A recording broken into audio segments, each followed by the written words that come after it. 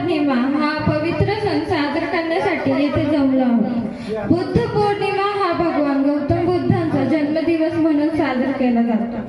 गौतम बुद्धाने जगाला शांतता, अहिंसा आणि मानवतेचा संदेश दिला।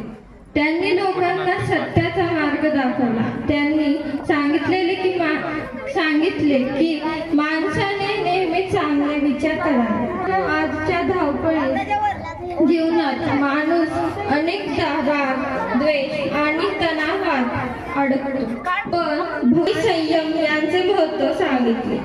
जर आपण त्यांच्या शिकवणीप्रमाणे वागलो तर आपले जीवन आनंदी आणि यशस्वी होईल। या बुद्ध पौर्णिमेनिमित्त आपण सर्वांना एकमेकांची प्रेरणा प्रमाणे वागवण्याचे आणि समाजात शांतता पसरवण्याचे संकल्प करूया।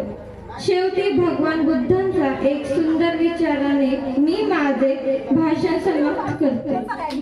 शांत मन हेच माणसाचे खरे समर्थ असतात। धन्यवाद। जय हिंद।